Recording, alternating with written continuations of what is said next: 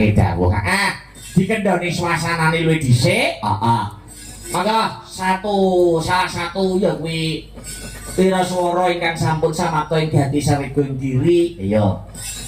Dipun bawani riyen, Mas. Iya. Maka, saben dina mung ngalamun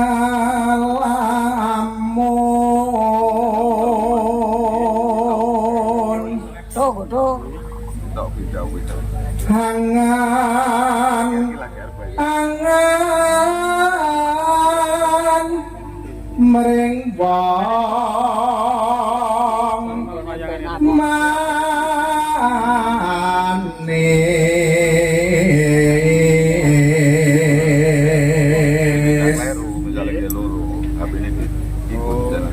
harap urip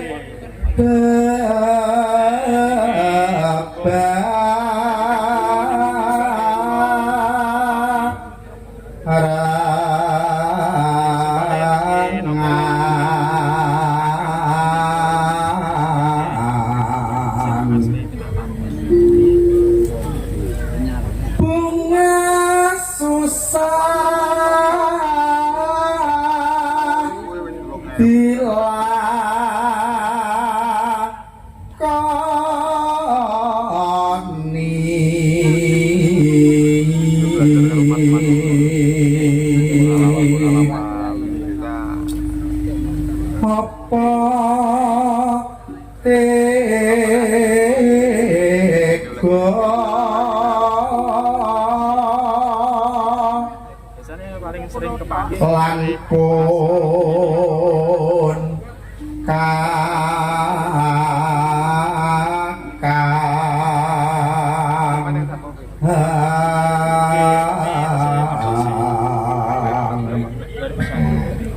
Lase atiku ra bisa lali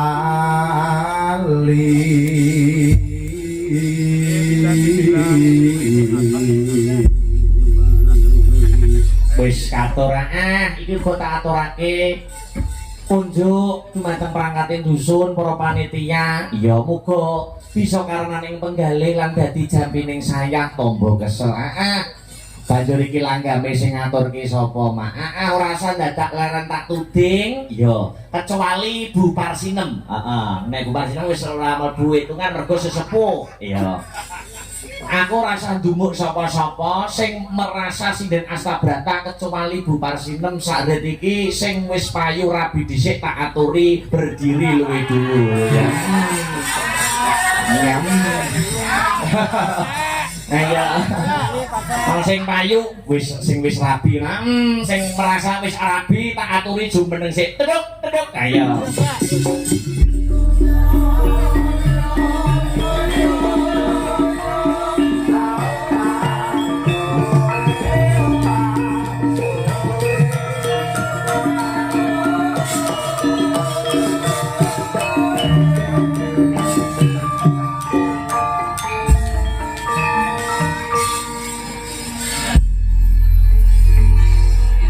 Arepa sinden sakdet ki umure ana sing luwih dewasa timbang Mbak Sri Pesek, nanging gandeng Mbak Sri Pesek kuwi sing rabi luwih dhisik di antara teman-teman yang lain sinden yang lain. Berarti Mbak Pesek ini kelasnya wis senior di bawah Bu Parsinem. Dadi yang ini juniore Pesek. Lah ya wong sinden sakdet ki sing wis payu surut ki kamu doang kok. Alhamdulillah sampun payu, Mas. Kula pun mboten nawak-nawake malih. Oh iya. Nggih. Ya ngono kuwi aja nek wis payu ngene iki aja menikmati diri sendiri. Maksudnya ngene Mbak Sri. Yo dongakno teman-teman sinden lainnya agar cepat menyusul. Amin. Doakan teman-teman pengerawit uga Mas Dalang yo cepat menyusul. Kira-kira nek Mas Akbar jek 2030 munggah. Yo ndang selanjang. Yo jere kan karir. Agar komen aja ngejak rabi tak karir. Karir terus gak apa-apa. Sampeyan iki kancan aku wis pinter Sri. Wis banget. Sik, nek pancen suwe kekancan karo aku kayak ono masukan. Ora usah dadak pekimuh karo aku. Walaupun ning kene aku dadi dalang lho ya. Ilangno rasa pekimuh. Aku pengen karo Sri Wahyuni. Nek menurut sudut pandang dan pemikirannya Sri Dewi, kriteria wong wedok sing cocok karo Mas Akbar kuwi piye? Satu kuwi pertanyaanku. Kedua sing terakhir, aku kayak ono pitutur. Yo, lah nek wong tuwek Ya maksudnya ini nasihat-nasihat. Nek menurutmu piye Sri? Aku ki wong wedok sing cocok gawe aku iki piye terus pituturku. Nah aku nek yo saya jakane umurku saya suwe saya adoh to Sri. Heeh. ngene lho le Akbar. Tak kandhani le. Ngene lho. Dadi wong lanang Piye so? ganti wong wedok. Oh ngono ya. Saiki wis cukup siji wae. Ngono lho. Lah mau pacaran anggere setahun, nek setahun putus. Kok gentineh? Wis setahun putus. Lah kapan itu Loh, pacaran itu kan masa penjajakan. Kaya ngopo to sudut pandange? Kaya ngopo to pemikirannya? Oh, berarti kudu dijajal. Dijajal sudut pandang dan pemikirannya sih. Mergo wong urip utawa wong rabi kuwi ora mung sedina to. Ning sepis-sepisan kanggo selawase ngono. Aja kok setahun aku pedhot. Wong pacaran 2 minggu aku tau. Angel wis angel. 3 dina ya tau, 7 dina tok. Ya tak dongake muga-muga kabeh kanca-kanca sing durung rabi ya. Nek nang jodone umur nek wis 30 munggah ki ya rada angel wisan. Oh ngono ya. Angel, Mas. Mergo wis zona nyaman. Wis dene nyaman sale. Tidak apa-apa, Mas Heru jek nek sing luwih tuwek. Imbang ana katresnanku Sri. Ya, ya. Saben dina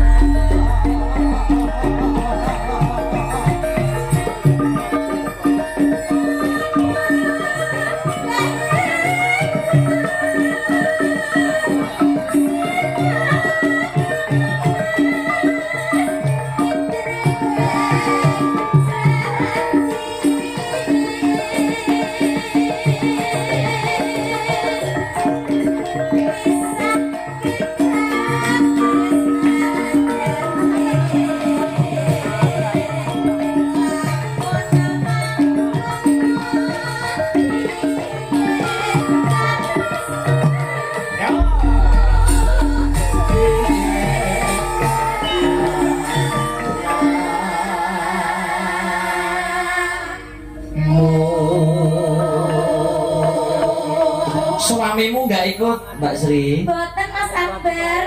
Ngaten iki berarti sampean ora ditunggoni anu Pak Su utawa Pak Suami ngaten iki. Pak Su. Ngaten iki anu ya berarti pun dibebaske pun diberi kepercayaan ya. Nggih, laras. Ya ngono, dijaga kepercayaan Nggih, itu. kula niku pun kulina ucul nyambak, Mas. Oh iya.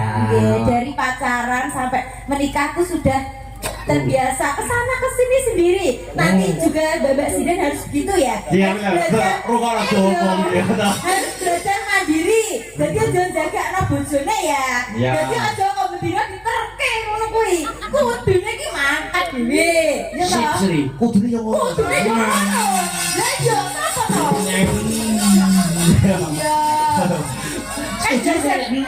Mandiri kok ya? Mandiri. Betul, Sri. Apa-apa kok aja wong lanang. Ya terus perkara bahagia.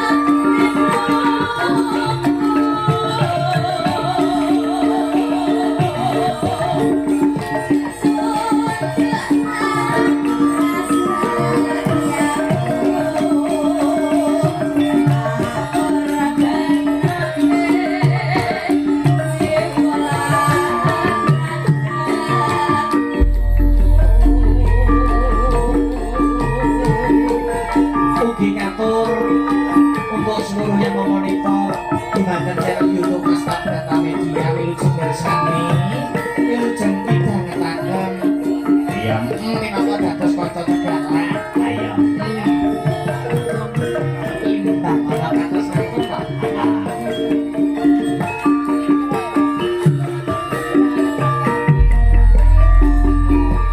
ya Allah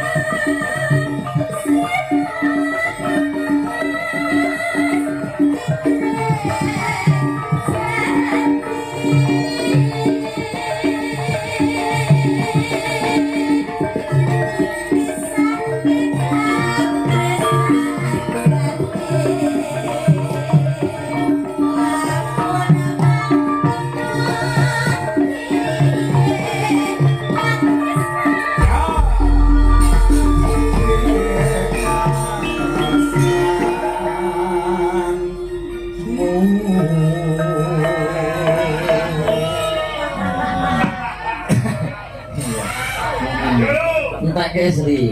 Ya.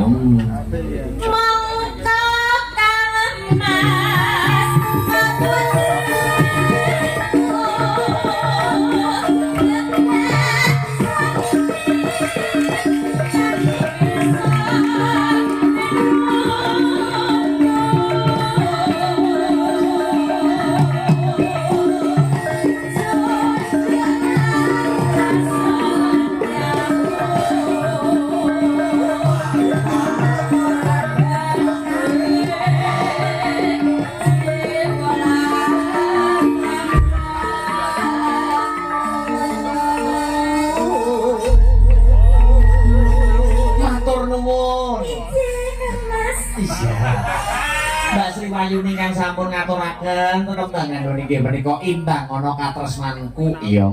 Lho, Mbak Sri kuwi pendidikane hebat luar biasa. Ternyatane ya S2. Ya. Bisnis Desa Brata iki yang hadir pada malam hari ini berpendidikan kabeh no. Ngono ya, Mak. Dadi iki wong wedok iki saiki penting gayuh pendidikan. Wis kok ayu senajan ora patiya ayu paribasane. Heeh. Senajan ora patiya ayu ning nek berpendidikan tinggi kuwi iki mesti wong nek nyawang iki mesti malih ketok ayune. Ngono. Kaya Mbak Sri Pesek iki. Pemane nek wong sing ngarani Sri iki jane ndatek ayu lho. Tapi umpama wong delok pendidikan S2, akhirnya malah cemlorot sing dadi cahyane. Malah ketok ayune. Apa bosone modern iki apa? Monyet to. Kecantikan dari dalamnya apa? Inner beauty lho. Ora ayu, ya ora apa-apa. Lha umpama nek wong sing ngarani ngono, nek bareng ngerti tibake S2, akhirnya mulai yo. Oh, akhirnya dadi ayu. Oh, tak mati bareng ketok ayune. Lho, wong iki nek pinter itu mati malah ketok ayune. Nek kuliah dadi ayu. Ya nek pinter cerdas wawasannya luas, iki mesti ketok mencorong ayune. Amin, ya rabbal alamin. Oh iya, pangkat tak lemayu nyatane yo umpamane sedene kuwi akeh sing ayu yo sing payu dhisik dhewe yo sampean lho. Jam. Ya, Mak.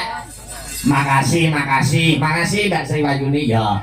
Dilanjut terus kene, ya. Iki sing hati-hati kudu dadi bukti sing diantu-antu kudu lumaku. Ya. Iki saka kersane para panitia sing kagungan kersa. Iki uga awake dhewe selain nganti ya kuwi mbak-mbak kang satu adik-adik Waranggono. Ya. Iki uga adikku sing saka Kediri nek mboten entuk, heeh, Dik Lintang uga dirawuhke. Jaturi jumeneng mangkono ya, Mak. Arep mecah sepining swasana no. Ya, mecah sepining swasana. Sapa sing ngagemanu Mas Arya, aja dipleroki bablaske praon. Oh, mangkono ya, Mak. Di Lintang Kairo kula aturi jumeneng wonten ing pepanggungan, Dik. Ya, maka yuk kira masker. Hey!